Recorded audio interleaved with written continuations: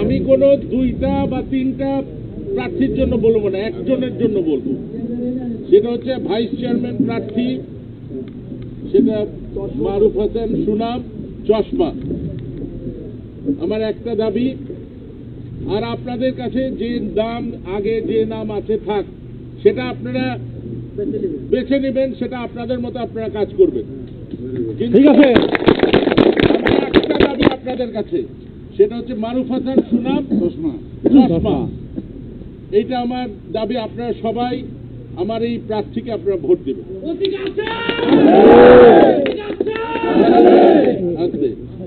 এখন আমি young generation জোরে বললে তো হবে না, আমার মুরব্বীরা যারা আছে তাদের কাছ থেকে আমি এই যে একটার জন্য আমি আপনাদের দাবি করছি।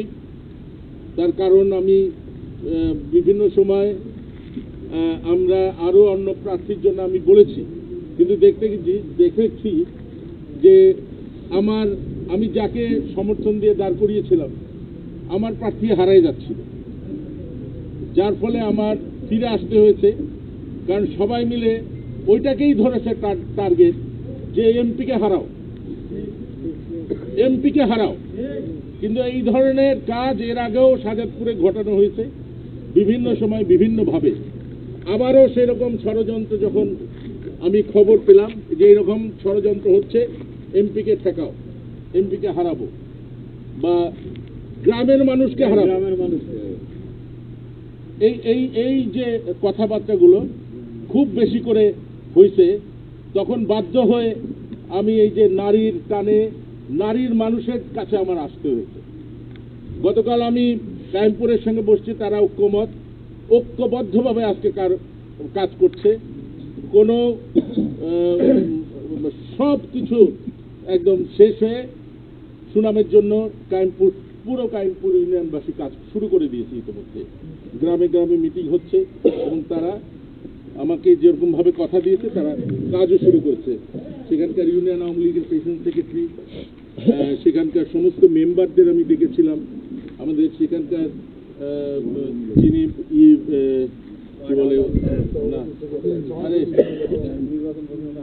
সেটা হচ্ছে চেয়ারম্যান অসুস্থ, চেয়ারম্যান আসতে পারেনি, কিন্তু তারা কাজ শুরু করেছে। আপনাদের কাছে আমি বিনীতভাবে অনুরোধ করব, চশমা প্রতীকে আপনারা সবাই সমর্থন দেবেন। চশমা প্রতীকে আপনারা সবাই সমর্থন দেবেন অবশ্যই।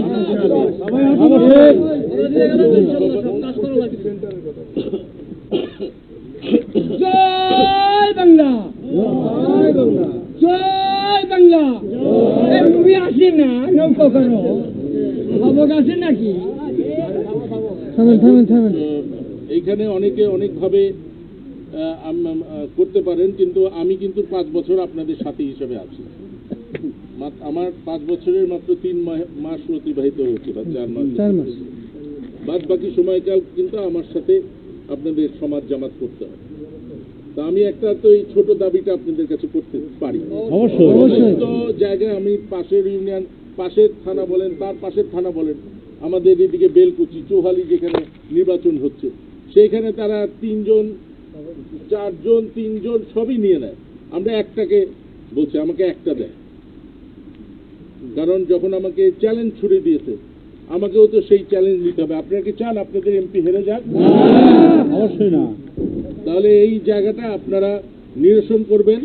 আগের কথা যেগুলো আপনাদের সাথে হয়েছে সেটা তো ঠিক থাকবেই, আপনারা যেভাবে সেটা ঠিক রাখতে চান। আর আমার একটাই, যেহেতু তারা এমপিকে চ্যালেঞ্জ করছে, আপনাদের কাছে আপনাদের এই অঞ্চলের মানুষ, আমি আপনাদের কাছে এই আবেদনটা আমি রেখে গেলাম।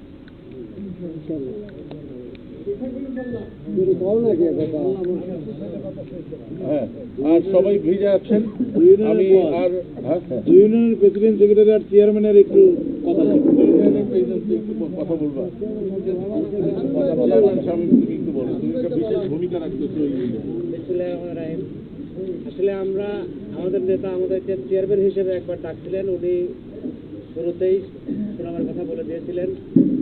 আমার পক্ষ থেকে যতটুকু সম্ভব আমি শুরু থেকে এখন পর্যন্ত মাঠে আছি। আগামীকাল থেকে ইনশাল্লাহ আমার ইউনিয়নের যেহেতু সমস্ত নেতাকর্মীরাই আসছে, সেন্টার কমিটির আহ্বায়ক সহ তো সবাইকেই অনুরোধ করবো, আমাদের নেতা একটা ছোট্ট একটা জিনিস সারা বছর 5 বছর আমাদেরকে দিবেন, অতীতেও দিয়ে এসছেন, আগামী 5 বছরও দিবেন।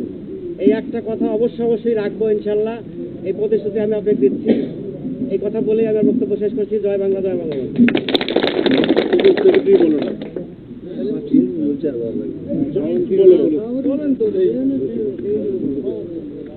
সভাপতি দাঁড়িয়ে আয় আয় তুই আয় দুজনই বললো বসে আছে বলেন